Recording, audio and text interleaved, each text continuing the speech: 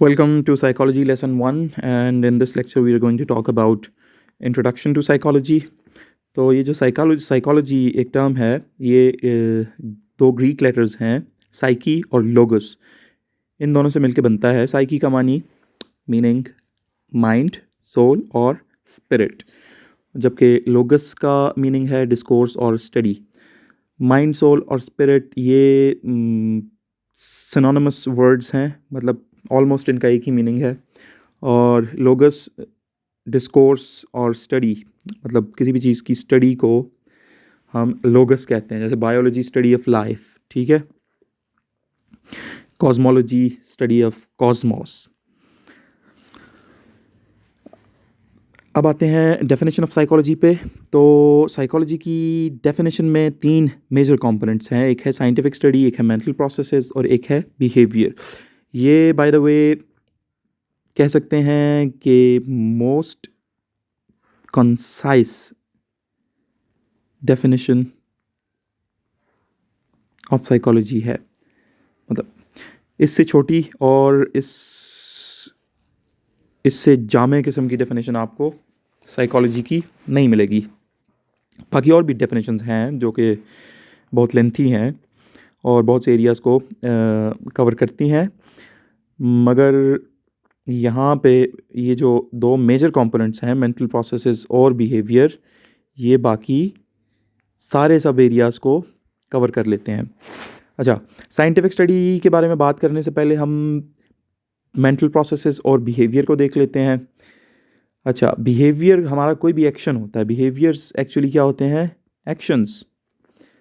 कैसे एक्शंस होते हैं? जो डायरेक्टली ऑब्जर्वेबल होते हैं, जिन्हें हम डायरेक्टली ऑब्जर्व कर सकते हैं. ये ऑब्वियस होते हैं, नज़र आते हैं सामने. लॉफिंग, वीपिंग, स्लीपिंग, ये सारे हमारे ऐसे एक्शंस हैं जो हमारा बिहेवियर है, ठीक है. हम रूड मैनर में बात कर रहे हैं, हम पोलाइट हैं, हमारी पर्सनैलिटी कैसी है, दिखने में हम कैसी ड्रेसिंग करते हैं, ये सारी चीज़ें ऑब्वियस होती हैं, डायरेक्टली ऑब्जर्वेबल होती हैं, और ये आती हैं बिहेवियर की डेफिनेशन के अंडर. और दूसरा है मेंटल प्रोसेसेस. मेंटल प्रोसेसेस ये बिहेवियर के उलट हैं, ये ऑपोजिट हैं बिहेवियर के. मेंटल प्रोसेसेस ये ऐसे प्रोसेसेस होते हैं जो नॉट डायरेक्टली ऑब्जर्वेबल हैं, जिन्हें हम डायरेक्टली ऑब्जर्व नहीं कर सकते, इनडायरेक्टली कर सकते हैं, और उसके लिए आगे जाके कोर्स में हम बात करेंगे कि कैसे किया जाता है. अच्छा, ये कोवर्ट होते हैं, हिडन होते हैं, यानी छुपे हुए होते हैं, सब्जेक्टिव एंड पर्सनल होते हैं. मेंटल प्रोसेसेस जिस बंदे के साथ जो कुछ हो रहा होता है, उस सिर्फ उसी को पता होता है कि मेरे साथ क्या हो रहा है. मतलब अगर मैं पेन में हूँ और मेरे फेशियल एक्सप्रेशंस कुछ भी नहीं है, तो मुझे तो पता होगा, क्योंकि ये मेरी पर्सनल फीलिंग है, सब्जेक्टिव फीलिंग है.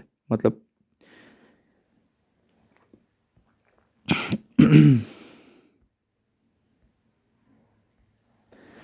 ये मेरी पर्सनल फीलिंग है, सब्जेक्टिव फीलिंग है. पर्सनल का मतलब है कि ये सिर्फ मैं ही महसूस कर सकता हूँ और सिर्फ मुझे पता है, ठीक है. सब्जेक्टिव का मतलब क्या है कि फॉर एग्ज़ाम्पल 2 बंदे ले लें आप, दोनों को 10 वोल्ट्स का कह सकते हैं कि वोल्टेज का शॉक दें आप, ठीक है. अब इन दोनों बंदों की जो सब्जेक्टिव फीलिंग्स होंगी, हो सकता है वो डिफरेंट हों. उनमें से हो सकता है किसी एक बंदे ने उस 10 वोल्ट, बड़ा माइल्ड सा शॉक होता है 10 वोल्ट्स का, उसको एन्जॉय किया हो, जबकि दूसरे को ये प्रोसेस पेनफुल लगा हो. तो ये सब्जेक्टिव फीलिंग्स होती हैं, सब्जेक्टिव एंड पर्सनल, ठीक है. और इनकी एग्जांपल्स में हम कह सकते हैं थॉट्स एंड फीलिंग्स, ठीक है. हम जो सोचते हैं वो किसी को नहीं पता होता, और हम जो महसूस करते हैं, हमारी जो फीलिंग्स होती हैं, वो भी हमारे अलावा किसी को नहीं पता होता. अब आते हैं साइंटिफिक मेथड पे. साइंटिफिक मेथड थोड़ा कॉम्प्लिकेटेड टॉपिक है, लेकिन हम ज़्यादा डिटेल में बात नहीं करेंगे, क्योंकि ये इंट्रोडक्टरी एक लेक्चर है साइकोलॉजी पे. तो आगे चल के इसके बारे में डिटेल से बात करेंगे, लेकिन फ़िलहाल के लिए ये समझ लें कि साइंटिफिक मेथड क्या होता है. Systematic and organised series of steps. अच्छा, ये एक ख़ास तरह के ऑर्गेनाइज्ड किस्म के स्टेप्स होते हैं जो हम फॉलो करते हैं, जो हम तो नहीं, खैर साइंटिस्ट्स फॉलो करते हैं. किस लिए फॉलो करते हैं, क्यों ये स्टेप्स करते हैं, to explore any phenomenon in order to obtain accurate and consistent results. तो उनके करने का मकसद ये होता है कि किसी भी फिनोमिनन को, ठीक है, फिनोमिनन कुछ भी हो सकता है, ठीक है, इंटेलिजेंस ये भी एक फिनोमिनन है, ठीक है, एंग्जाइटी एक फिनोमिनन है, कोई भी चीज़ जो एग्जिस्ट करती है, जो मटेरियली एग्जिस्ट करती है, जो एनर्जेटिकली एग्जिस्ट करती है, वो सब कुछ फिनोमिनन में आ जाता है, ठीक है।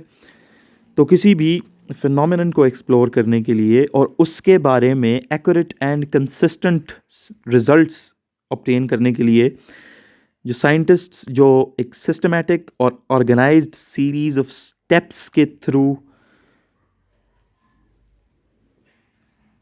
चलते हैं, उसे हम कहते हैं साइंटिफिक मेथड, ठीक है। और साइंटिफिक मेथड में वैसे तो बहुत से साइंटिस्ट्स हैं जो मतलब साइंटिफिक मेथड को बहुत से स्टेप्स में डिवाइड करते हैं, लेकिन for the sake of simplicity यहाँ पे हम कह सकते हैं कि इन स्टेप्स में सबसे पहले होती है, पहला स्टेप होता है ऑब्जर्वेशन, किसी भी फिनोमिनन को ऑब्जर्व करना, मतलब इंटेलिजेंस को ऑब्जर्व करना, ठीक है। मसलन मैं कहता हूँ कि वो जो अली है वो बहुत इंटेलिजेंट है, तो मेरी ऑब्जर्वेशन है ये। फिर मैं उसके बाद डिस्क्राइब करूँगा कि इंटेलिजेंस क्या होती है, कौन सी ऐसी चीज़ है जो अली में ख़ास है, बाकियों से डिफरेंट है, जो अली को इंटेलिजेंट बनाती है, ठीक है। उसके बाद मैं कंट्रोल पे आऊँगा। कंट्रोल पे क्या करूँगा कि अली को भी एक टेस्ट दूंगा और एक दूसरा बच्चा जैसे मैं इंटेलिजेंट नहीं समझता, अहमद, उसको भी मैं टेस्ट दूंगा एक करने के लिए, ठीक है। यहाँ पे अहमद क्या हो गया, कंट्रोल हो गया क्योंकि अहमद को मैंने किसी किस्म की कोई ट्रेनिंग नहीं दी, अहमद को मैं इंटेलिजेंट नहीं समझता, और इस टेस्ट के रिज़ल्ट्स आएंगे और इन रिज़ल्ट्स को हम उस टाइम पे एक्यूरेट और कंसिस्टेंट कंसिडर करेंगे जब हम इस प्रोसेस सारे को दोबारा से रेप्लिकेट कर सकें। मतलब ये सारा प्रोसेस हम लोग दोबारा कर सकें, रेप्लिकेशन, मतलब कोई एक और बंदा कोई आए, वो भी अली को भी टेस्ट दे, अहमद को भी टेस्ट दे, और अली एग्ज़ाम में अहमद से ज़्यादा नंबर ले, तो हम कह सकते हैं हमारी रिसर्च जो थी पहली वाली एक्यूरेट थी। और ये बार बार होता रहेगा, ठीक है। और इसका ये मतलब भी नहीं होगा कि अली ही मतलब the most intelligent man on the planet है। हो सकता है अली के अलावा और भी बहुत से ऐसे लोग हों जो अली से कई गुना ज़्यादा